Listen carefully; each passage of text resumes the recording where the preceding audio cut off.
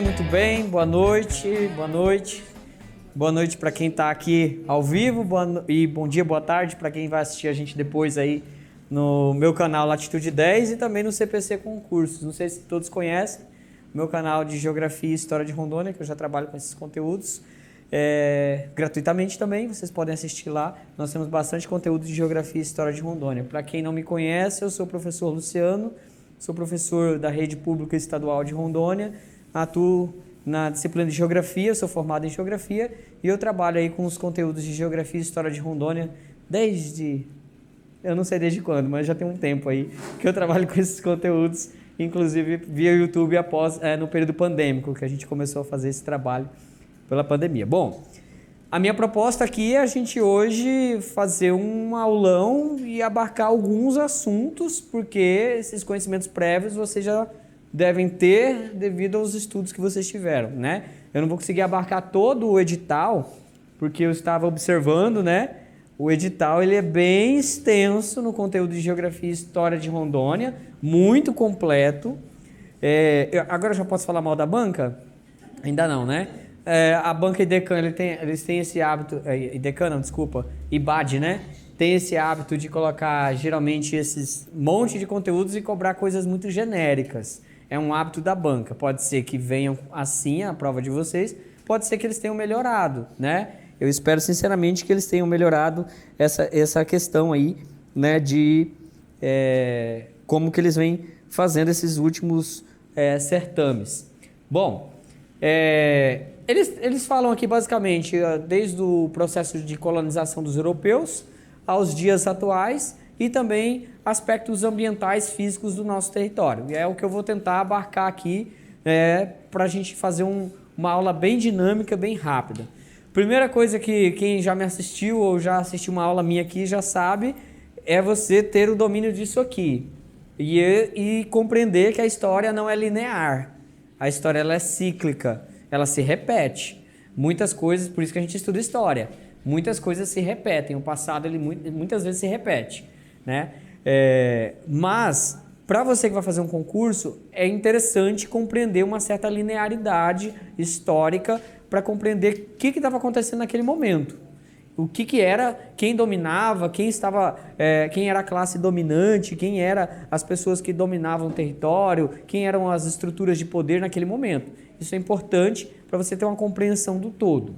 Então, quando a gente fala de história da Amazônia, história de Rondônia, a gente começa já a falar sempre do período colonial. E aí, quando fala de período colonial, a gente fala de 1500 até 1822. E olha, é bastante século, né? Século XV, XVI, XVII, XVIII e XIX.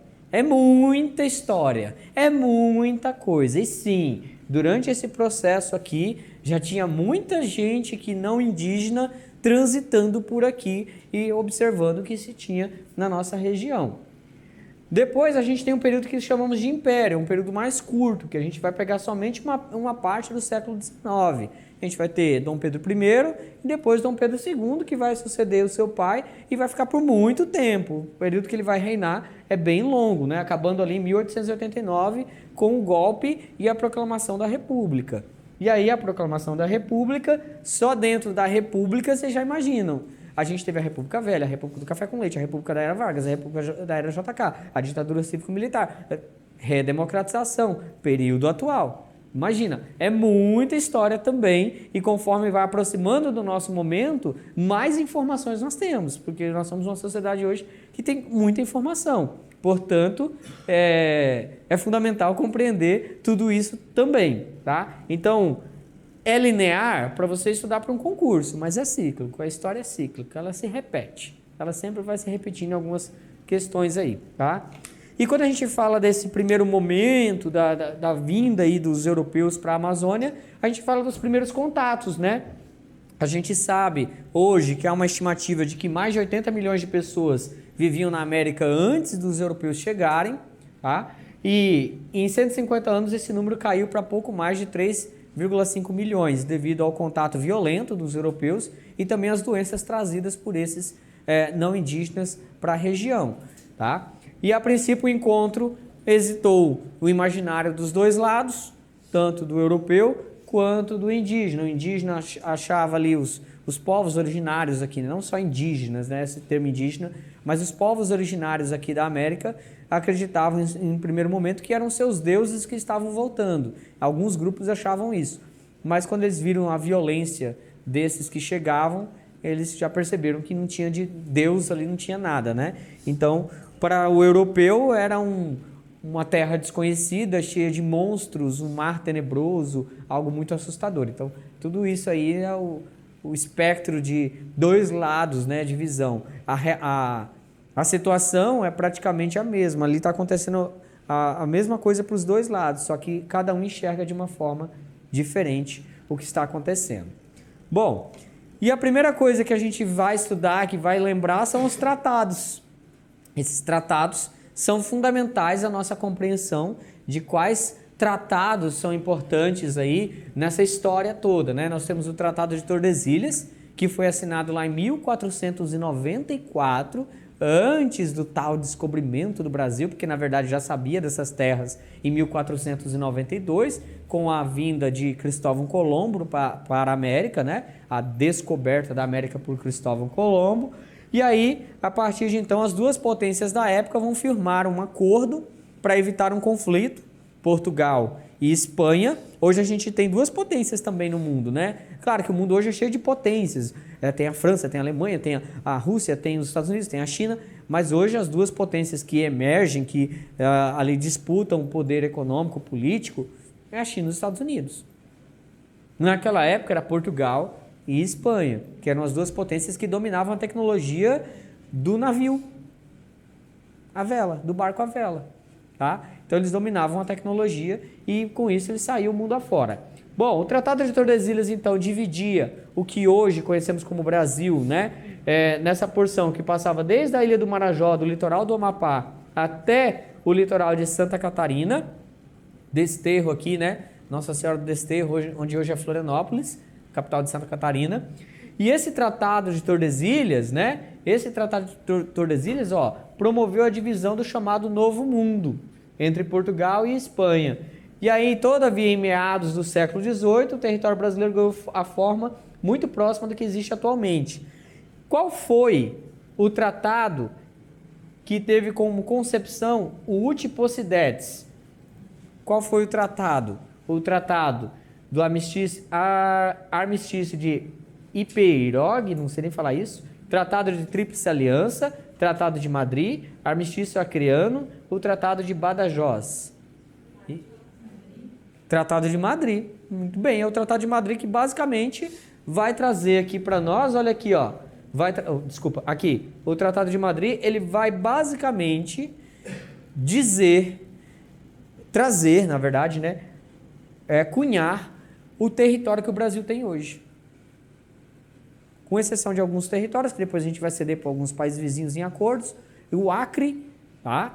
O Acre, que depois nós vamos anexar também, e alguns outros territórios que vamos anexando por acordos a partir de então, já no Brasil República e no Brasil Império. Então, assim, nós tivemos muitos acordos e tratados, mas os dois importantes que a gente precisa lembrar, o de Tordesilhas, que é essa linha dividindo a parte portuguesa e a parte espanhola, o território de domínio português e território de domínio espanhol, e o Tratado de Madrid, que vai vir depois. Esse foi assinado em 1494. Já o Tratado de Madrid foi assinado em 1750. Muitos e muitos anos depois, né? 494, 594, 694, quase 3 séculos depois. Então a gente precisa compreender que é um tempo bem extenso, tá? Um tempo muito longo entre a assinatura de um tratado e outro, tá? Bom, e aí tem um outro tratado importante que a gente precisa falar um pouquinho. A respeito do contexto que antecedeu os eventos que culminaram na assinatura do Tratado de Petrópolis, assina-lhe a opção correta. A gente tem aqui, eu não me lembro de qual prova que é essa questão. Na mansão do Barão de Rio Branco se reuniram os delegados da Bolívia e do Brasil para firmar o Tratado de 17 de novembro de 1903. Tratado de Petrópolis. A gente tem essa foto aí emblemática da época de 1903. O Tratado de Petrópolis fala basicamente do quê? O que a gente tem que lembrar? O Tratado de Petrópolis. Do que ele trata? Alguém aí sabe? Ele trata da anexação do Acre. A anexação do Acre já é no século XX, 1903. Olha só, a gente andou bastante. 1903, a gente vai ter a anexação do Acre. Aí vamos lá.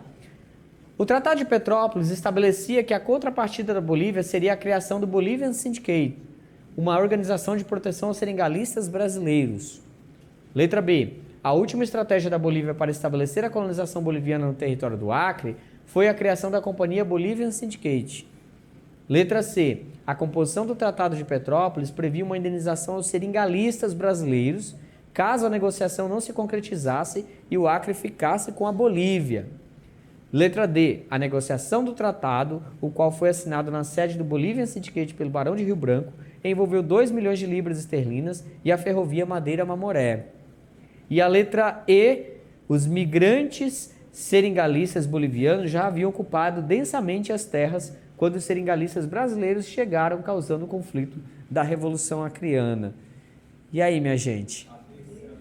Olha, todo mundo foi na D, todo mundo errou. Todo mundo errou. Olha que interessante. Todo mundo foi aqui na D, todo mundo errou. Porque, de fato, olha aqui, ó.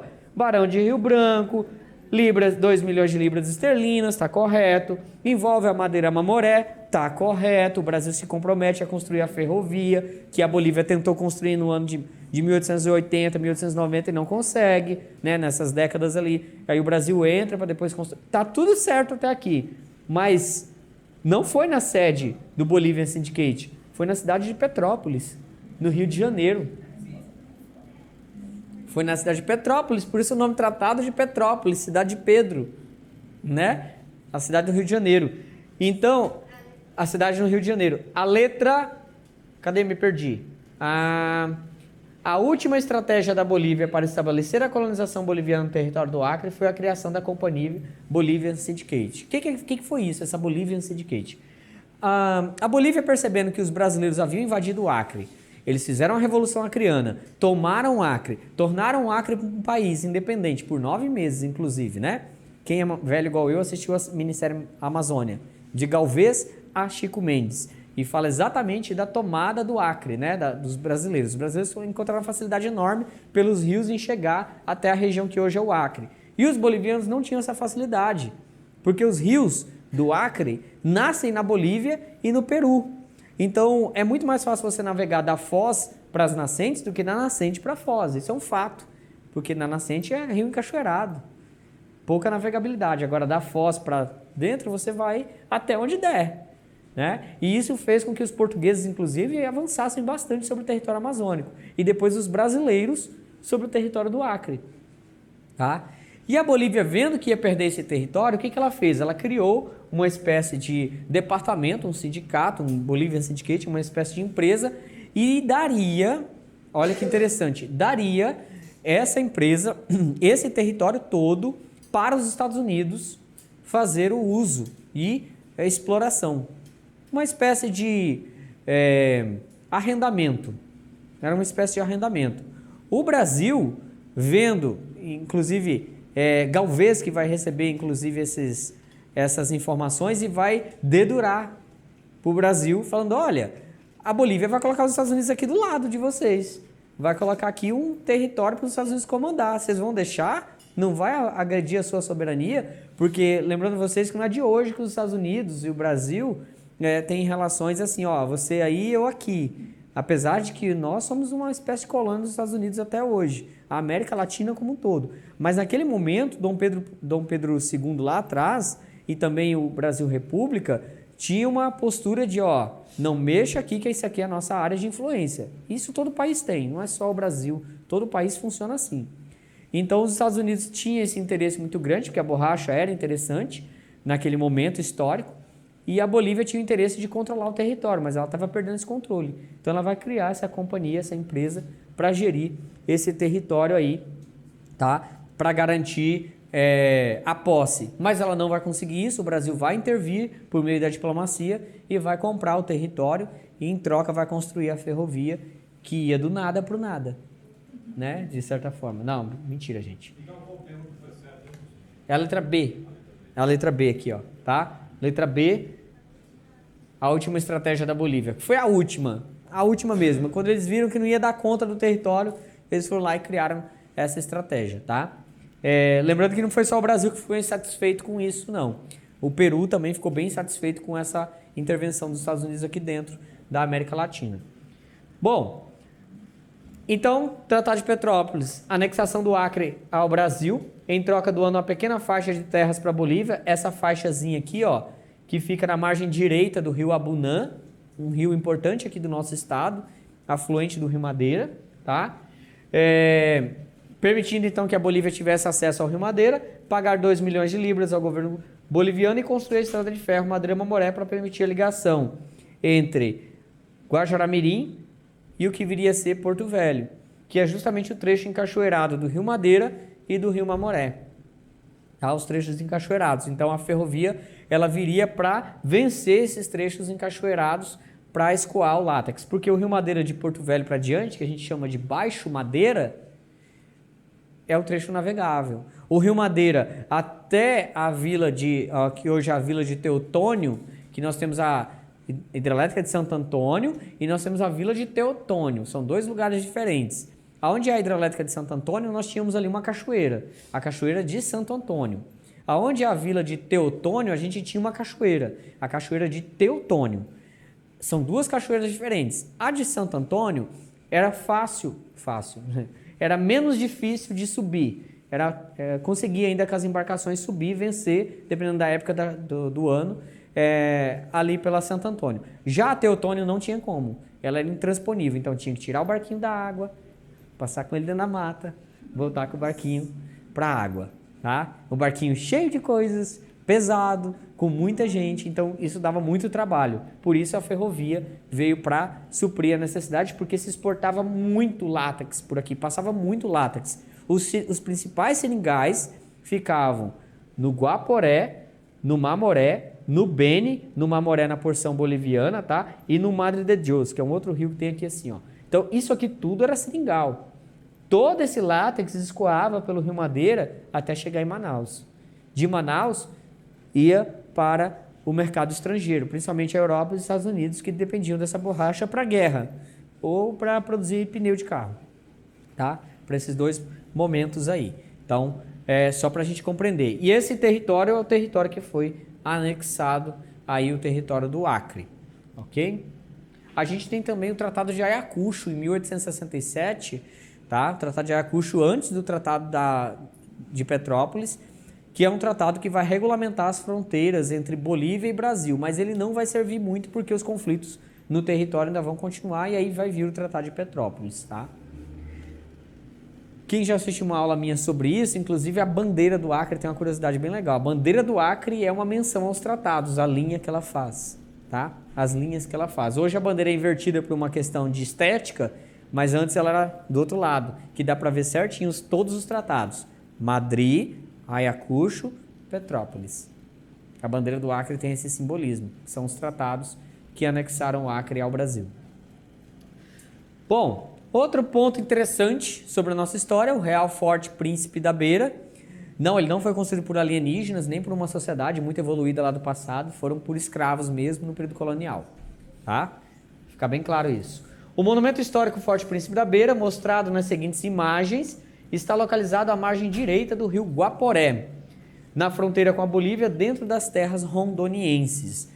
Bom, nos primórdios da ocupação das terras à margem direita do rio Guaporé, no mesmo século da construção do Forte Príncipe da Beira, a atividade econômica que estimulou os primeiros núcleos coloniais rondonienses foi a pecuária, agricultura, exploração de seringais, mineração aurífera, proteção territorial dos espanhóis.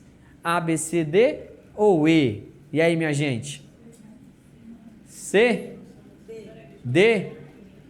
E? Eita, ficou todo mundo dividido. Vamos lá. O Real Forte Príncipe da Beira é uma fortaleza, a maior fortaleza construída pelos portugueses fora da Europa. É o Real Forte Príncipe da Beira. Ele foi construído ali em 1775, tá? e ele foi ocupado em 1783, 7 anos depois ali que começou as obras. Ele foi ocupado sem concluir, que acabou a grana na época para terminar. E também já tinha passado todo o conflito com os espanhóis. Então, assim, o Forte Príncipe da Beira, ele tinha como, tá, a atividade econômica que estimulou a construção dele foi a mineração aurífera do Vale do Guaporé. A gente tem que lembrar que o ouro no Guaporé ele é encontrado em 1738, 1742, nesse processo. Portugal vai trazer, inclusive, em 1748, o capitão Mor, Dom Antônio Rolim de Moura Tavares. Sim, o nome da cidade que vocês vão fazer o concurso, a cidade de Rolim de Moura, é o nome do primeiro governador do estado do Mato Grosso, da província do Mato Grosso, que não era estado, a província do Mato Grosso, que foi criada em 1748, antes do Tratado de Madrid. Os portugueses criaram uma província, criaram uma estrutura de poder num território que até então era da Espanha pelo Tratado de Tordesilhas. Olha a audácia. A galera era bem audaciosa naquela época.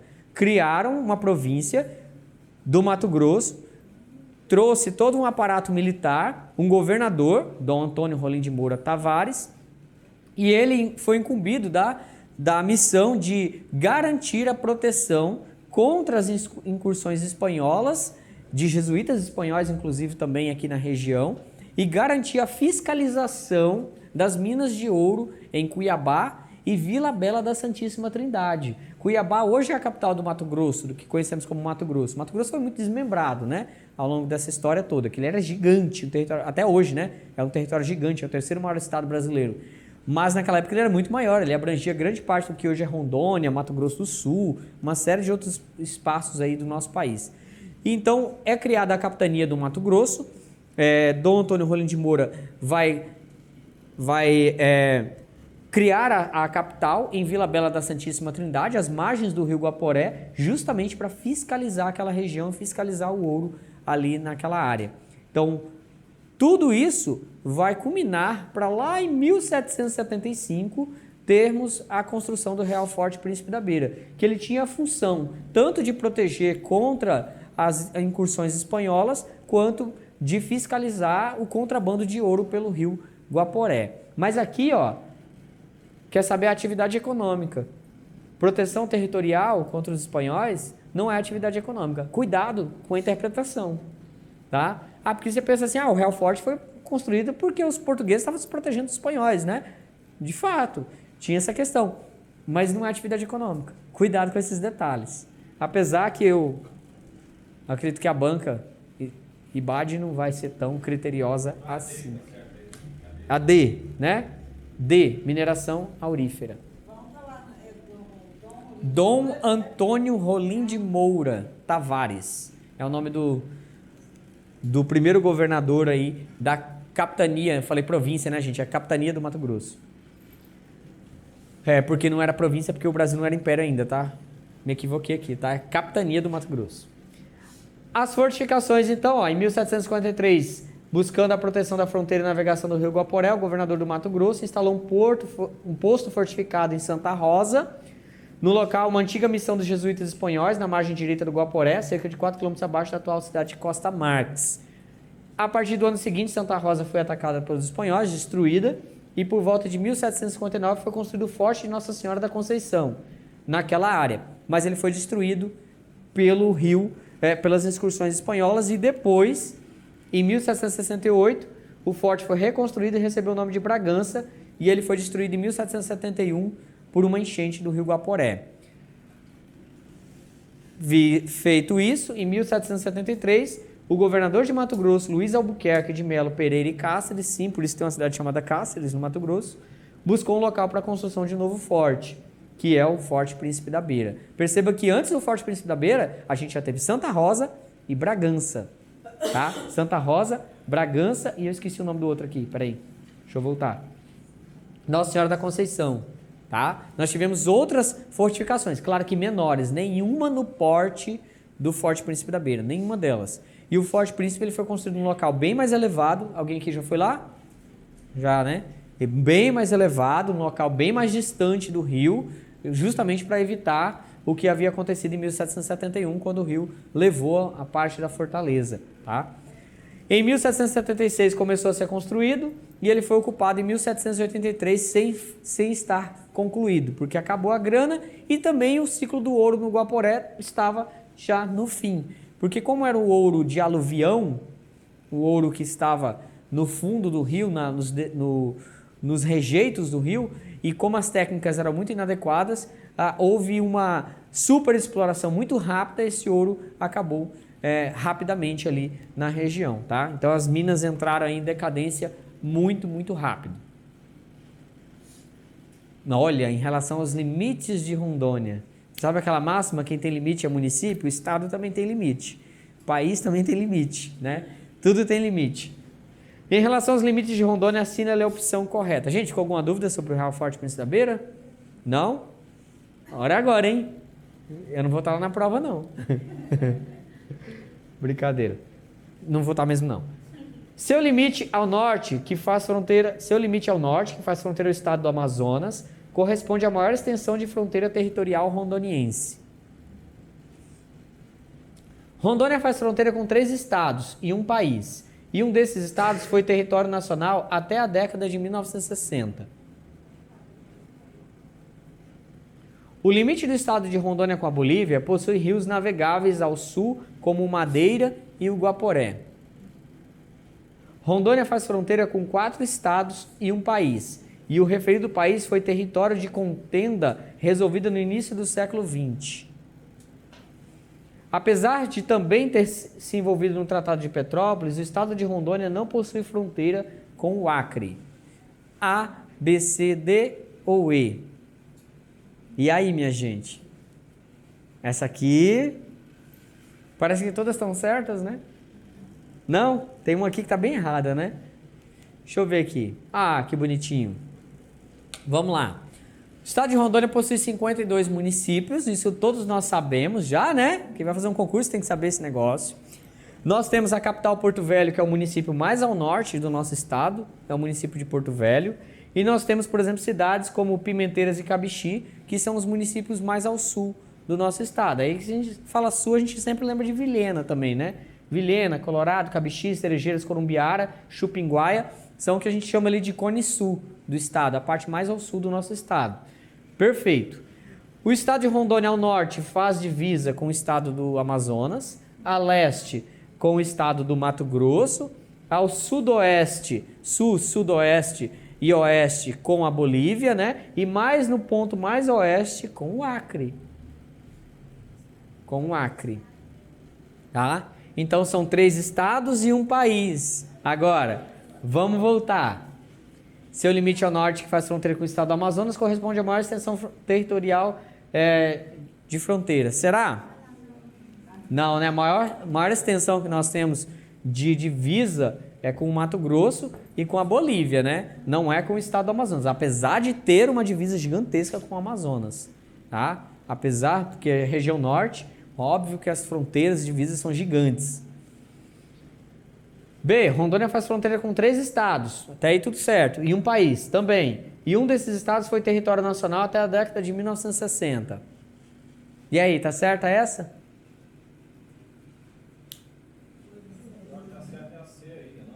A C, o limite do estado de Rondônia com a Bolívia possui rios navegáveis ao sul, como o Madeira e o Guaporé. Não. Guaporé é navegável. Ok. O Guaporé é navegável. Em grande parte do ano. Mas o Madeira não é navegável. Não ainda. Totalmente navegável. E ele não está ao sul do estado. Olha aqui. Opa. Olha o Rio Madeira aqui. Ele passa a se chamar Madeira na confluência aqui, ó, entre o Beni e o Mamoré. Ó, já na porção oeste, noroeste do estado. Na porção que a gente chama de noroeste do estado. Tá?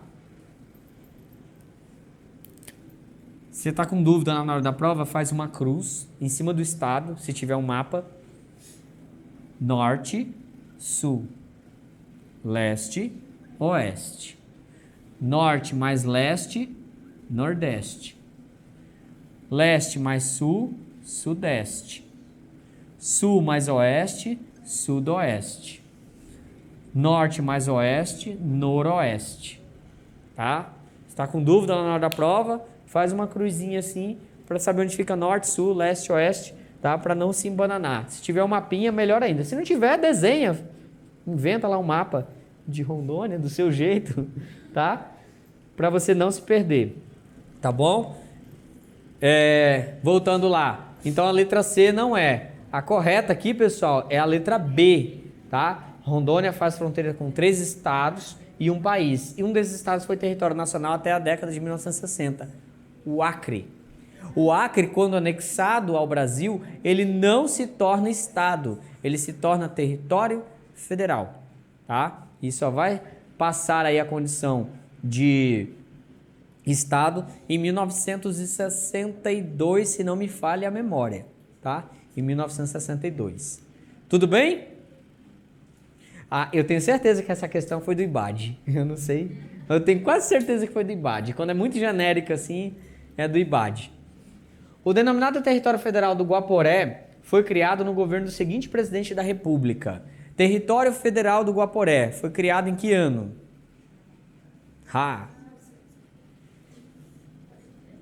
Território Federal do Guaporé, que veio a se transformar no que hoje conhecemos como Rondônia.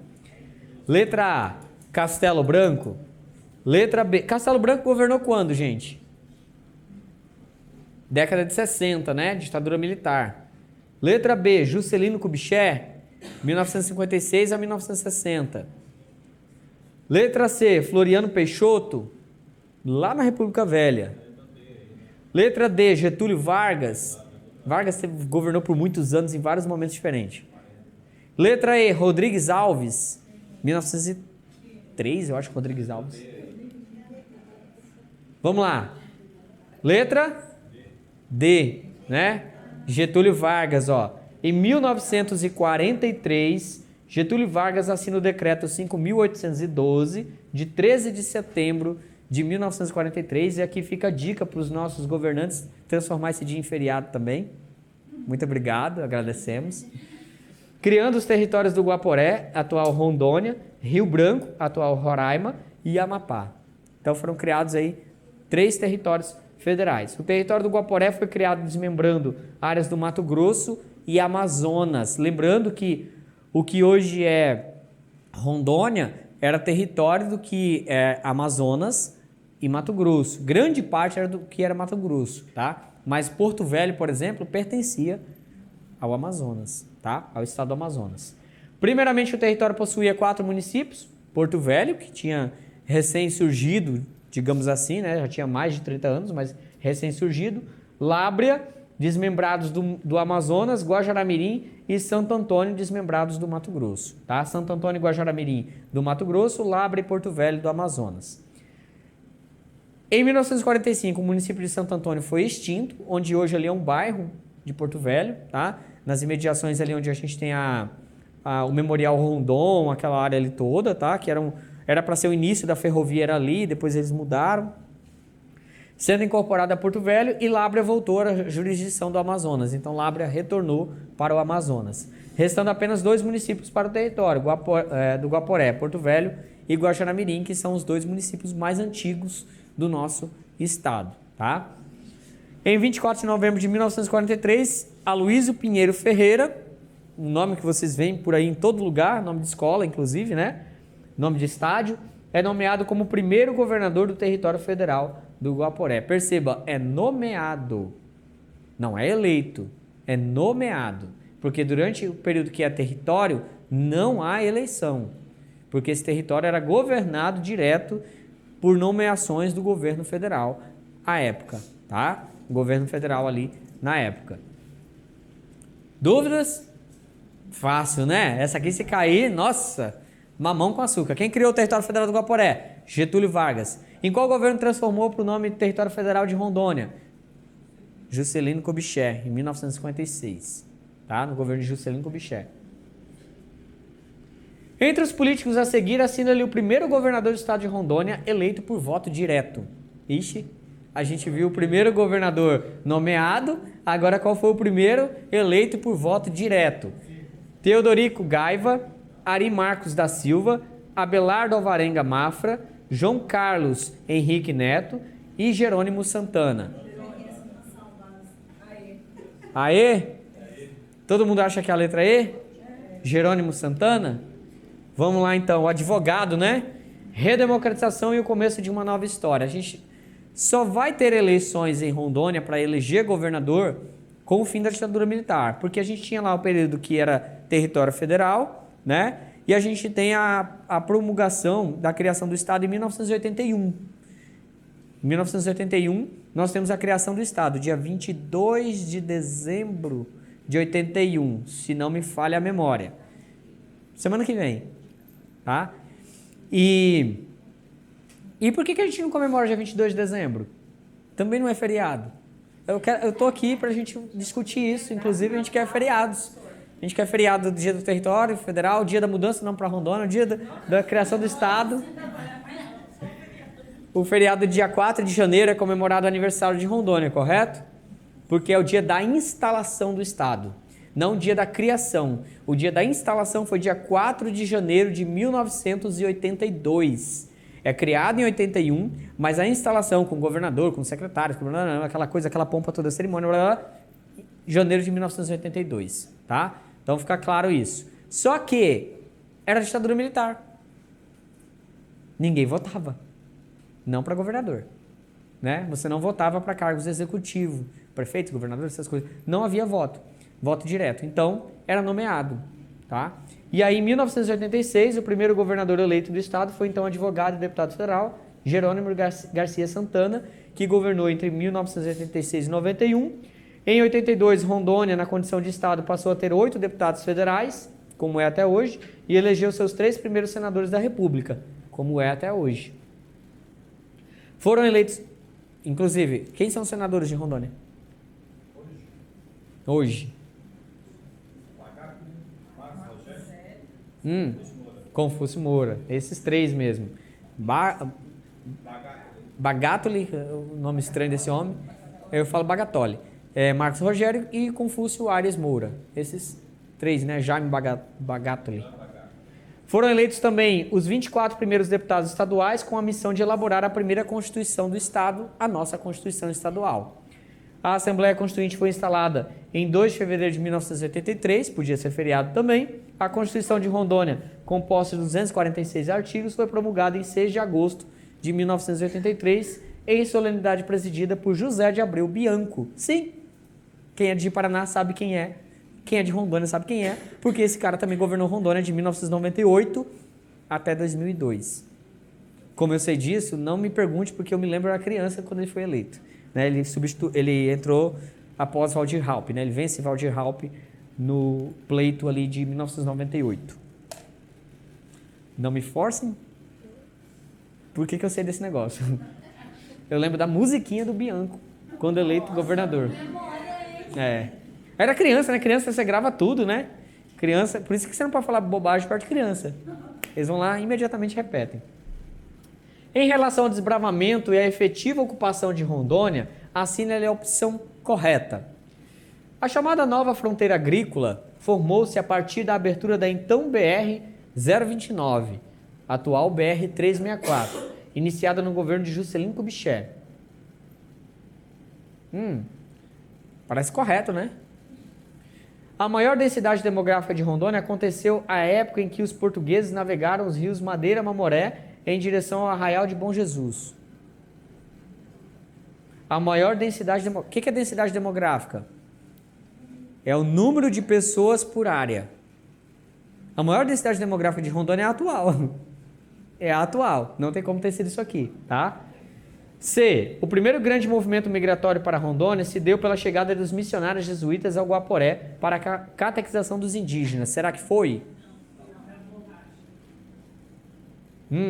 O traçado norte e sul da ferrovia Madeira-Mamoré, no território rondoniense, facilitou a formação de vários núcleos urbanos na Chapada dos Parecis.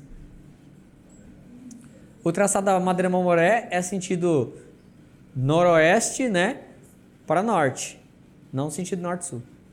Tá? Noroeste para nordeste, desculpa.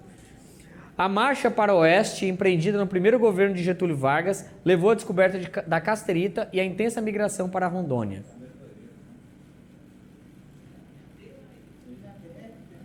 A, B, C, D ou E? E. A. A chamada nova fronteira agrícola formou-se a partir da abertura da então BR-029, atual 364, iniciada no governo Juscelino Kubitschek. A marcha para o oeste, empreendida no primeiro governo de Getúlio Vargas, levou à descoberta da Casterita e intensas migrações para Rondônia. Hã? Mas eles vieram como? Tinha que ter a rodovia. Letra A. Isso, vocês têm que usar a lógica. Isso, tá? Tinha que ter algum... Porque assim, tinha a ferrovia, mas a ferrovia ligava Porto Velho a Guajará. Como eu disse, ligava o nada ao nada. Né? A ferrovia, ela inclusive não servia muito para esse processo. Ela não ajudou muito. A BR-364, que vai ligar Cuiabá a Porto Velho, vai integrar essa região ao restante do país. Porque Cuiabá já era ligado ao restante do país por rodovias.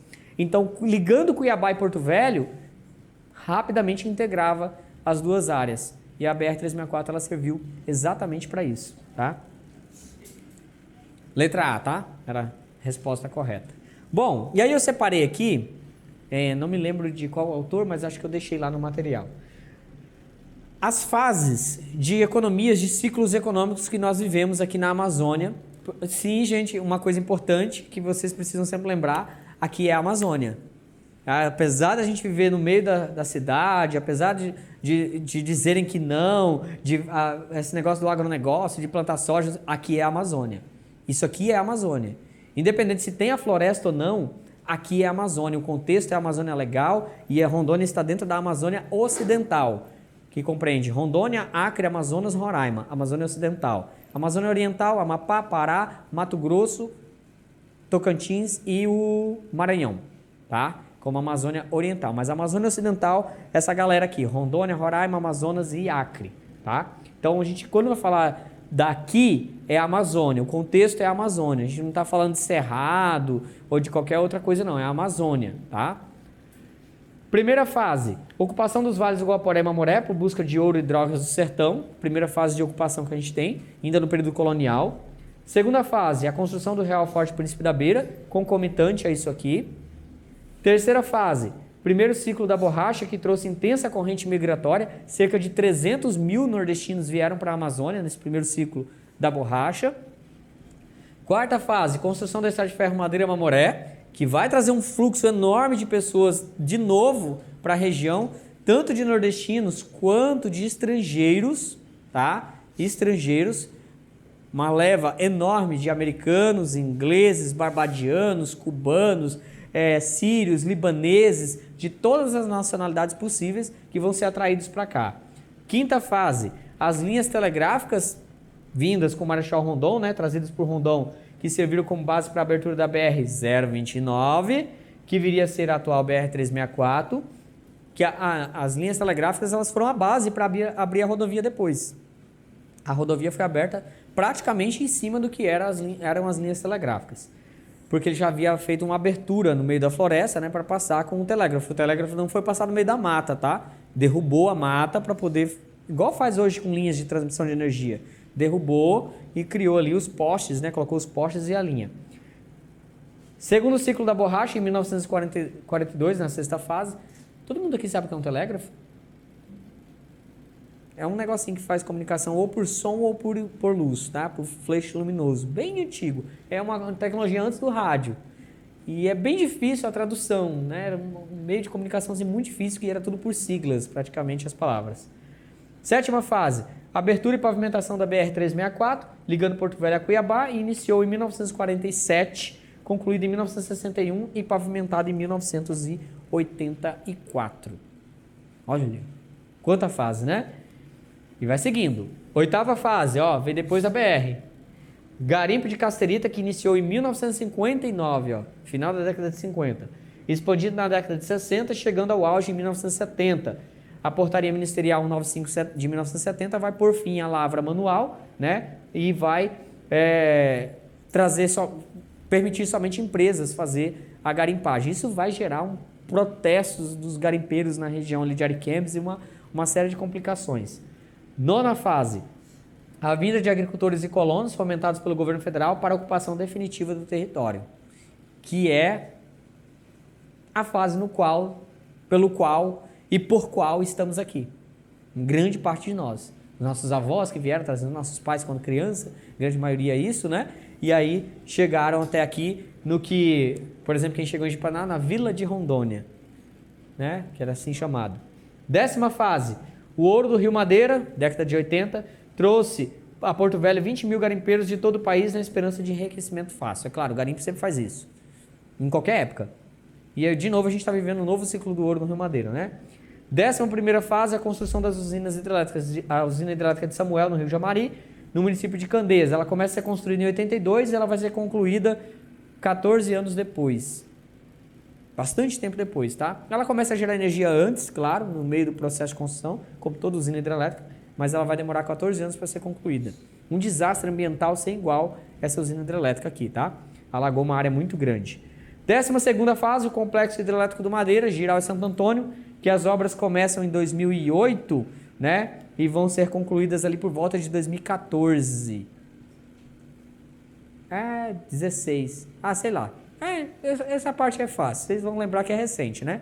Giral e Santo Antônio. Eu sei que começa em 2008. Entre greves e motins de trabalhadores, eles conseguem concluir as usinas do Madeira. IBAD. O estado de Rondônia possui cerca de 50 municípios. Erram até a quantidade de municípios. Entre os municípios a seguir, assina-lhe o que se localiza mais distante da capital Porto Velho. E esse é o tipo de questão infame, que é aquela questão que é decoreba, né? Que você precisa saber decorar onde estão os municípios, né? Letra A, Cujubim. Letra B, Campo Novo, de Rondônia. Letra C, Alto Alegre dos Parecis. Letra D, Monte Negro. Letra E, Itapuã do Oeste. Se você já foi a Porto Velho, de cara você vai tirar Itapuã, né? E se você presta atenção nas placas na rodovia, você vai tirar Cujubim também, porque tem uma placa. Quando você passa depois de Ariquemes, você vai ver assim, Cujubim, a entrar à direita. E se você for mais atento ainda, quando você chegou em Ariquemes, você vai ver uma placa dizendo assim, Monte Negro, à esquerda, né? E aí fica... e a mesma placa que está Monte Negro está Campo Novo. E Buritis, que é para o mesmo lado. Alto Alegre dos Parecis, que é um município que fica aqui próximo a Rolim de Moura, né? Um município ali bem próximo a Rolim de Moura. Cachoeiras lindíssimas, inclusive, nesse lugar. Lugar incrível, tá? Um município incrível. Pena que é pouco aproveitado o turismo ali na região. Olha aí que bonitinho o mapa. Falou em Porto Velho, as distâncias de Porto Velho para os outros municípios. Lembrando que Porto Velho é um território muito grande, faz fronteira, inclusive, com a Bolívia. Quando você vai para o Acre, que você passa lá, Jaci-Paraná, Extrema, Nova Califórnia, Nova Mutum, Abunã, todos aqueles distritos, todos eles pertencem a Porto Velho. Tudo aquilo ali que você está andando é Porto Velho. Tudo, aquela extensão. Até você passar na placa, bem-vindo ao Acre. É Porto Velho, tá? É longe, é distante, é muito deserto. É muito deserto. Eu brinco, toda vez que eu vou para Rio Branco, eu falo, meu Deus, não tem ninguém para esse lugar, só eu. Que é muito longe, pouca gente. Você não vê o movimento, por exemplo, que você vê aqui entre Vilhena e Porto Velho. O movimento aqui é intenso de veículos, de caminhões. Passou Jaci-Paraná, o movimento cai. Passou a entrada de Guajará-Mirim, cai mais ainda, tá? Aqui, tá. Deixa eu só fazer aqui um adendo. Nós temos, assim, a gente não vai saber onde ficam todos os municípios, claro. Quer dizer, eu sei, né? Mas você vai fazer lá um concurso, você precisa pelo menos saber onde os principais, né? A região de Ariquemes, a região de Ji-Paraná. Aí aqui na região de Ji-Paraná você tem Urupá, Presidente Médici, Alvorada do Oeste, Nova União, Teixeirópolis, Governador Jorge Teixeira, Jaru, toda essa área aqui, Ouro Preto, todo mundo aqui agarradinho, todos os municípios muito pequenos. Aqui nessa região central são municípios muito pequenos. Quando você vai mais para o sul, você vai tendo ali Cacoal, a região de Cacoal, você vai ter ali Cacoal, Ministro Andreasa, você vai ter Espigão do Oeste, você vai ter uma série de outros municípios ali, inclusive Rolim de Moura, né? Rolim de Moura. Inclusive Rolim de Moura. Então, esses municípios ali, na região que a gente chama de Zona da Mata, que é assim chamada a região de Rolim de Moura, de Zona da Mata. E em volta de Rolim de Moura você tem Novo Horizonte, você tem Nova Brasilândia do Oeste, Novo Horizonte do Oeste, Nova Brasilândia do Oeste, você tem Santa Luzia do Oeste, todo mundo é do Oeste. Alta Floresta do Oeste, é a galera dos Oeste ali. Cuidado, que tem Oeste em outros lugares. Alto Alegre dos Parecis, né? São Francisco do Guaporé, aí você também tem os Guaporés ali naquela região. Muitos municípios, tá? Nessa região. Muitos municípios mesmo, tá? Nessa área. Perdi algum? Esqueci algum? Devo ter esquecido. E ali na região de Vilhena você vai ter Vilhena. É só você lembrar, se tu é rondoniense raiz, tu já pegou ônibus na rodoviária.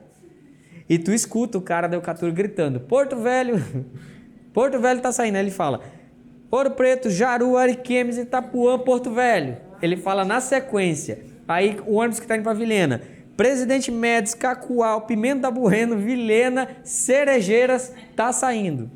Porque de Vilhena geralmente vai para Cerejeiras, Colorado, Cerejeiras. Então, você tem que ter essa noção espacial e ter ido na rodoviária uma vez na vida, né? E ter observado o movimento numa rodoviária. Que aí você consegue compreender para que lado vão os municípios, né? Por exemplo, você não vai entrar aqui na rodoviária de Paraná e vai escutar um ônibus saindo para Buritis. Você vai escutar isso em Ariquemes. Fica a dica. Em Montenegro, não sei se lá tem rodoviária. Faz muito tempo que eu fui em Montenegro, tem muitos anos. Mas você vai ouvir isso em outros lugares. Aqui você vai ouvir falar Urupá, aqui você vai ouvir nomes como Alvorada do Oeste, talvez na rodoviária, não sei se tem ônibus para Alvorada, mas deve ter. Você vai ouvir esses nomes, você vai ouvir outros nomes aqui. Enquanto você estiver lá em Ariquemes, você vai ouvir outros nomes do Vale do Jamari, aqui é a porção central, assim como Vilhena, né? Os vilenenses vão ouvir outros nomes lá nos ônibus da Eucatur, dos caras gritando lá para poder sair o ônibus. Bom, o processo denominado expansão da fronteira agrícola, olha, de novo expansão da fronteira agrícola, porque pode ser que esse negócio caia para vocês mesmos, ocorre no Brasil com mais ênfase a partir da segunda metade do século XX, 1950 para diante. Esse processo continua acontecendo em rápidas apropriações territoriais. A partir do século XX e nesse início do século XXI, o estado de Rondônia vem sofrendo transformações da seguinte maneira. Letra A, aumento significativo da produção com alto valor agregado, como vinhos e enlatados. Letra B, ainda bem, diminuição do processo de mecanização e substituição da soja por hortaliças. É o oposto, né? Hortaliça pela soja. Letra C, o setor agropecuário inseriu Rondônia na lógica do mercado internacional. Sim. Letra D, mais de 85% do território de Rondônia se transformou em reserva indígena. 13%, tá? Bem diferente. Letra E, proibição da ação dos movimentos sociais agrários, zerando a inserção de assentamentos. É proibido movimentos agrários, sociais? Não, porque é constitucional, não pode proibir, tá? Letra C, o setor agropecuário inseriu Rondônia na lógica do mercado internacional, a globalização. Planta soja aqui em Vilhena, planta soja aqui em Ji-Paraná, planta soja em Ariquemes, planta soja em Campo Novo, em Guajará-Mirim, em Porto Velho, manda pelo Rio Madeira numa barcaça, vai até Itacoatiara no Amazonas, pega um navio maior, vai até o Porto de Itaqui no Maranhão, pega uma embarcação maior, vai para a China, para a Europa, para a África, para qualquer outro ponto do planeta, né? Principalmente para a China e para a Europa, essa soja vai para atender aos mercados de produção de carne desses países, né? Que a soja ela é utilizada para alimentação animal em grande parte. E a economia nos nossos tempos atuais, valor bruto da agropecuária em Rondônia 2020-21, tá? Bovinos, grande quantidade, tá? Grande quantidade aí de valor, cadê? Valores em reais. E aí a gente tem, logo em seguida, a soja, o milho, ó, a soja aumentando muito de um ano para o outro e a tendência é só aumentar, tá? Inclusive, daqui a um tempo a gente vai ver os bovinos diminuírem em detrimento da soja. Milho, café, leite, banana, arroz, mandioca e outros. Olha para a participação da mandioca e do arroz, né? Encolhendo, tá? Que é justamente o que a gente coloca na mesa, né? É um problema essa questão da monocultura da soja. Rondônia possui 103 produtores de café de qualidade, segundo a Secretaria de Estado da Agricultura, SEAGRE.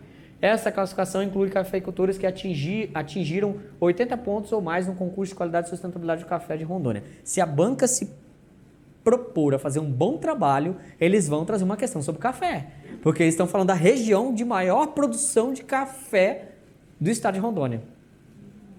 Novo Horizonte do Oeste, Nova Brasilândia do Oeste, Rolim de Moura, Cacoal, Alta Floresta, todos esses municípios são os grandes produtores de café, inclusive café de qualidade.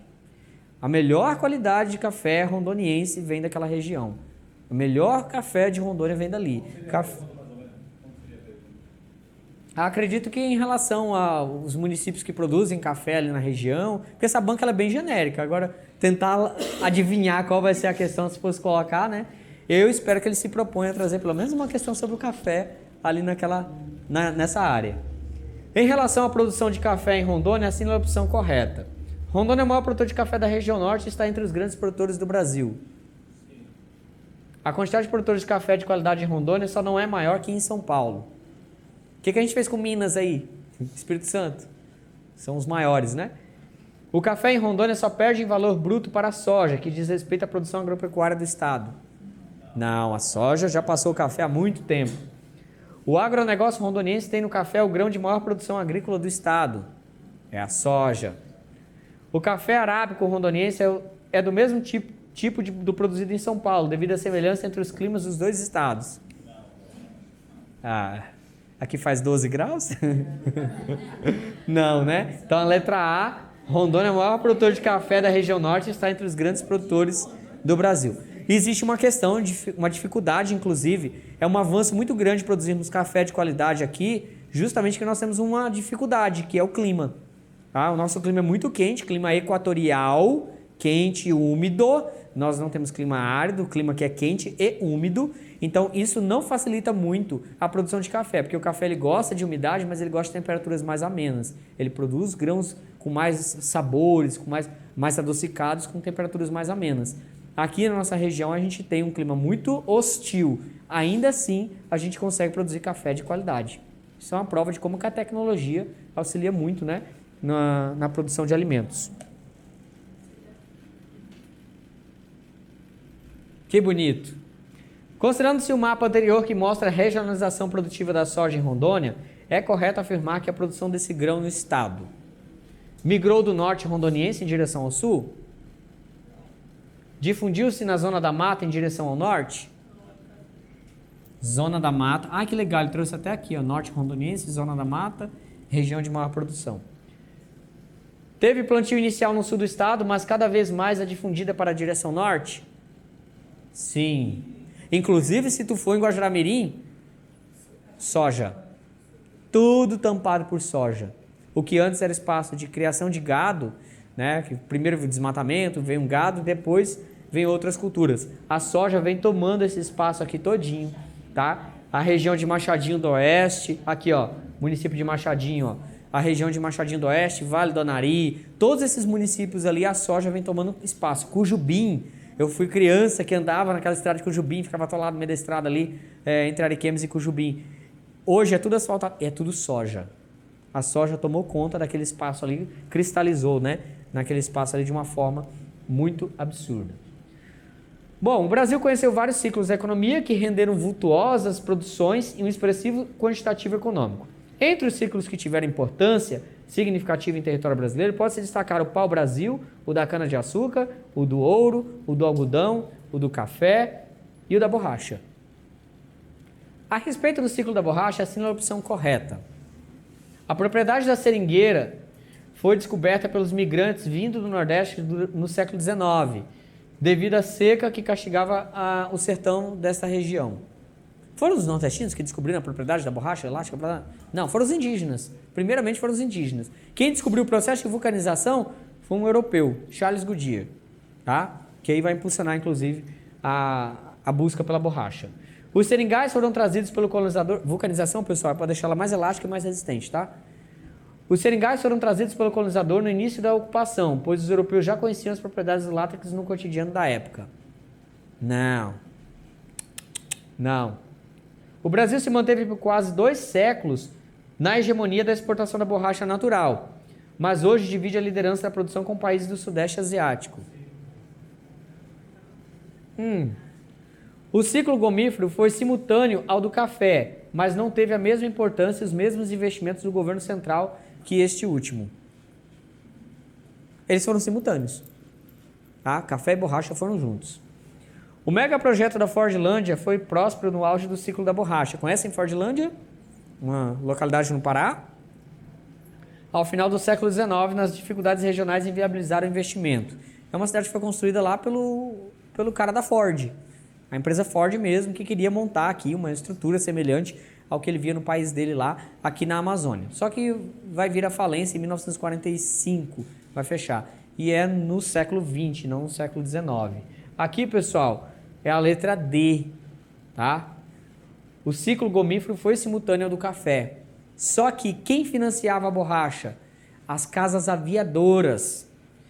Os grandes empresários, os grandes investidores estrangeiros. O governo brasileiro não investiu na borracha e investiu pouco. Ele investiu muito no café. Você deve ter estudado história em algum momento que você deve lembrar que quando há a crise de 1929, aquela grande depressão lá do século, em 1929, o Brasil queima sacas de café o governo brasileiro compra dos cafeicultores o café e queima para garantir o lucro dos cafeicultores. Ai, como o Estado brasileiro sempre foi uma mãe com quem tem dinheiro, né?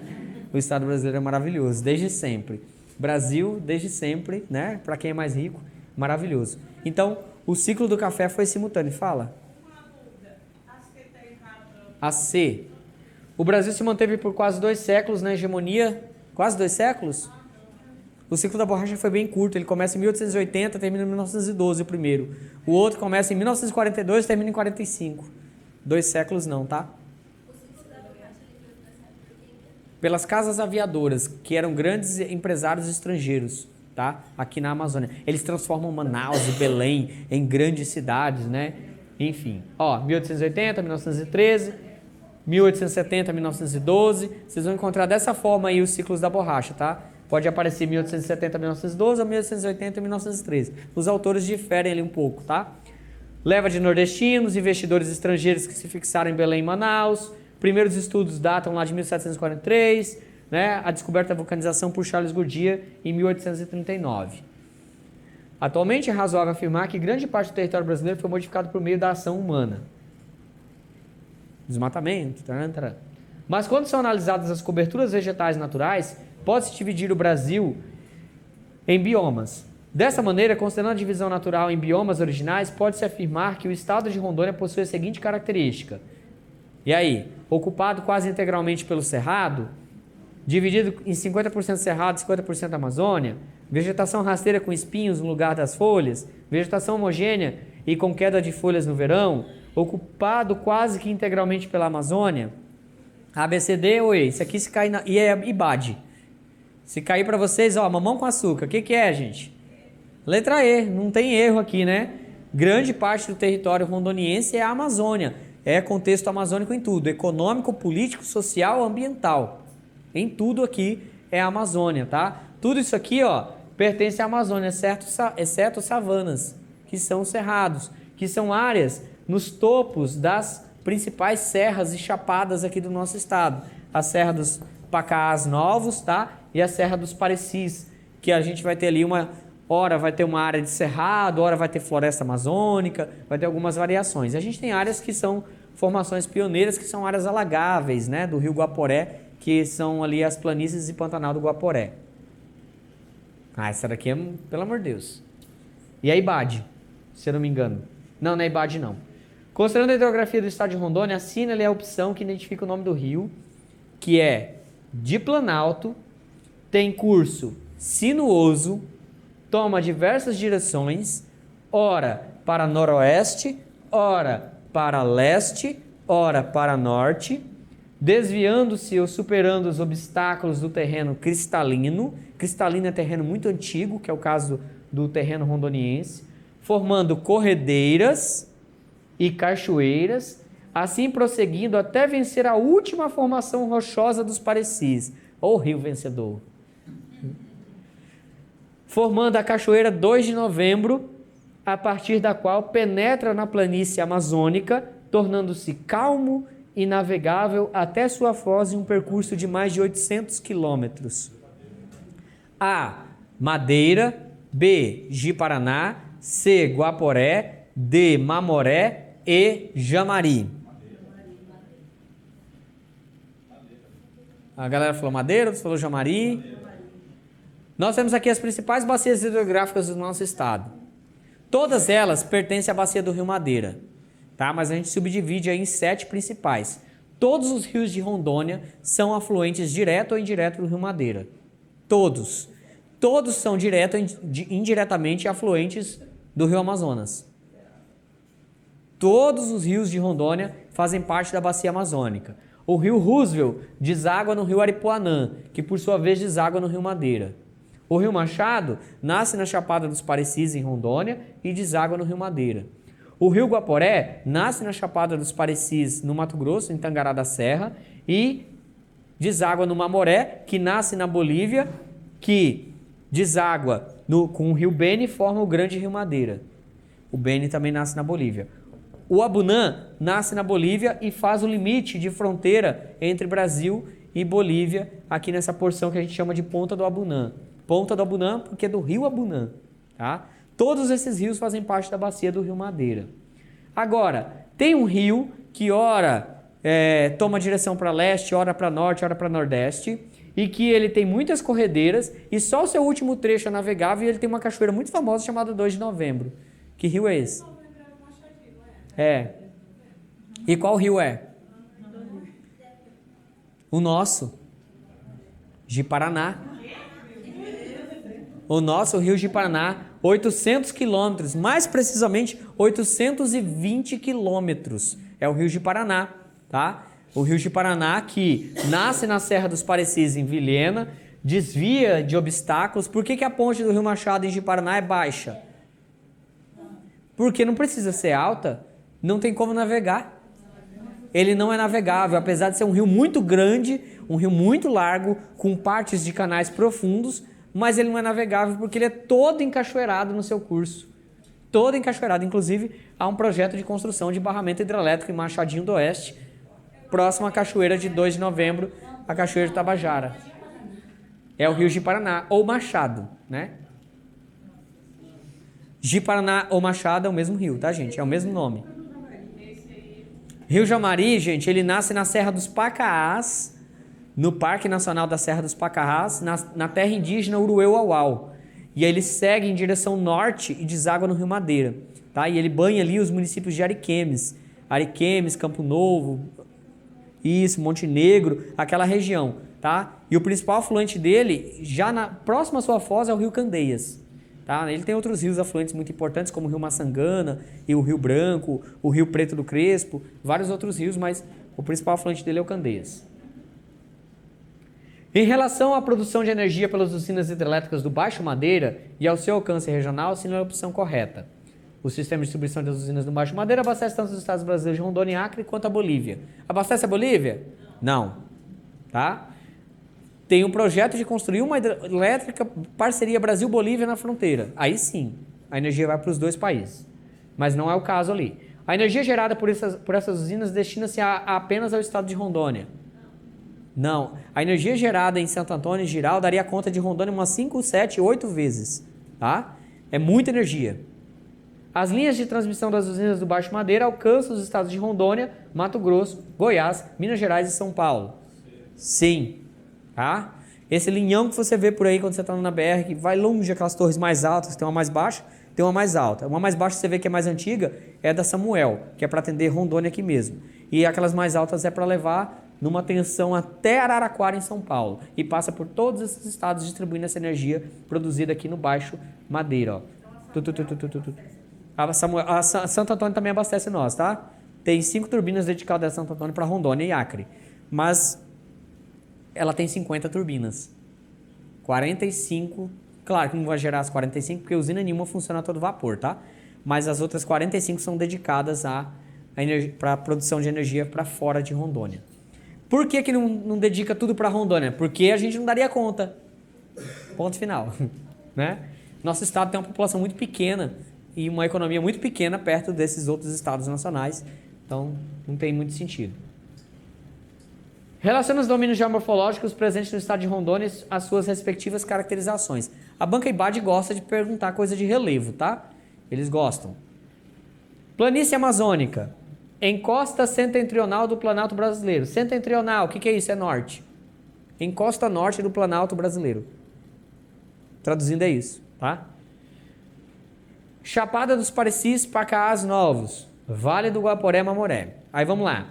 Apresenta uma superfície aplainada, com solos areno-argilosos, além de rios de áreas de várzea e de barranco.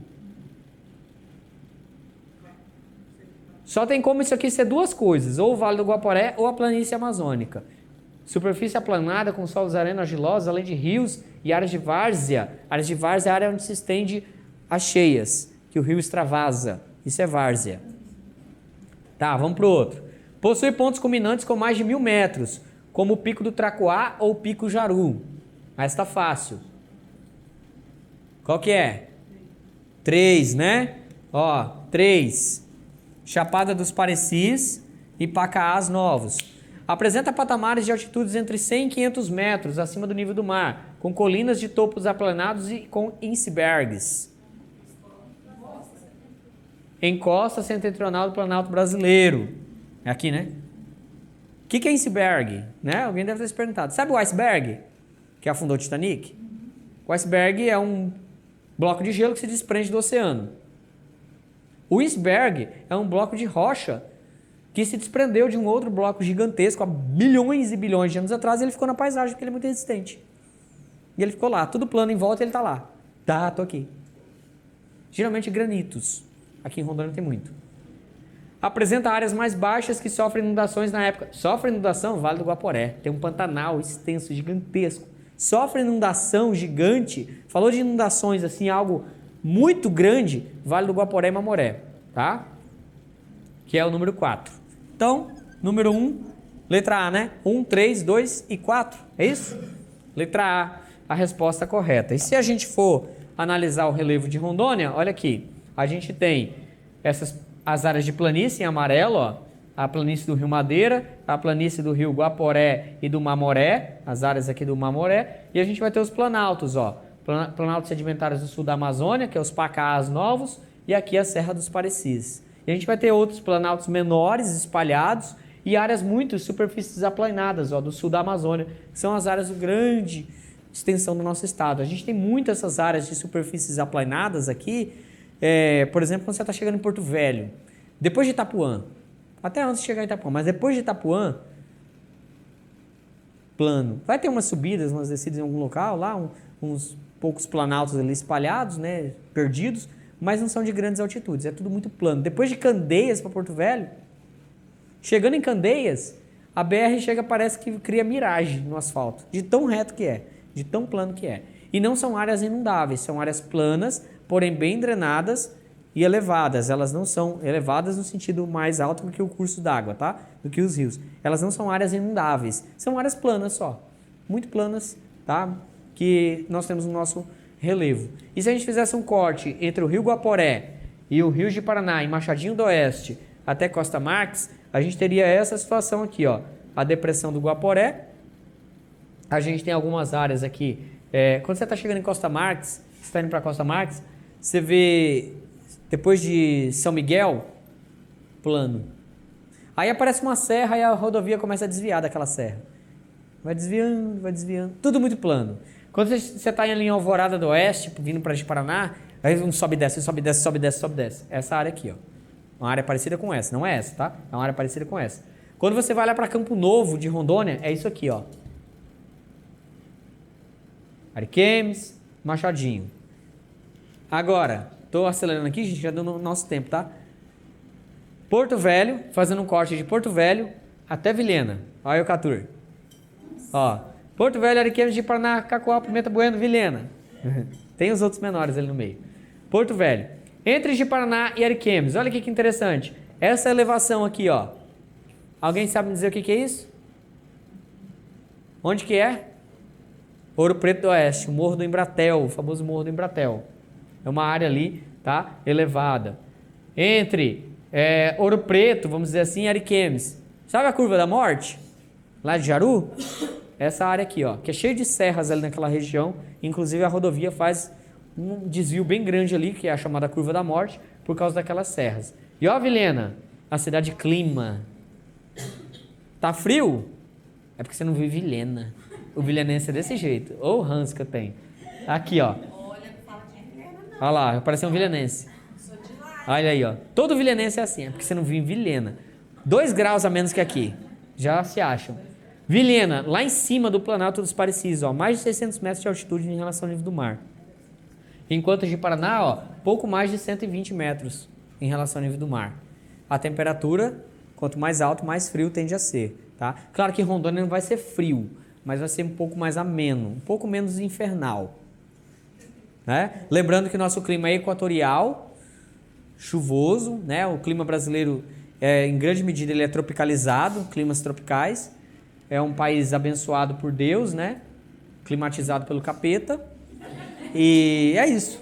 Bom, eu não vou conseguir, como eu disse para vocês, não vou conseguir abranger todos os assuntos do edital numa aula só, mas eu tentei aqui trazer de uma forma dinâmica um pouco de cada coisa, tá? E desejo para vocês uma boa prova, que vocês tenham sucesso, tá?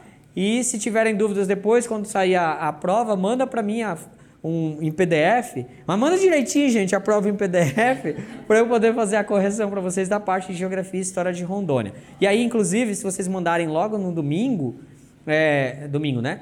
No domingo, facilita, porque eu faço a correção e aí já vê se tem alguma questão para entrar com recurso. Que mais importante que saber a questão é também saber fazer um recurso na hora da prova, tá bom? Fico à disposição de vocês para ajudar no que for preciso. Muito obrigado. Boa prova. Valeu.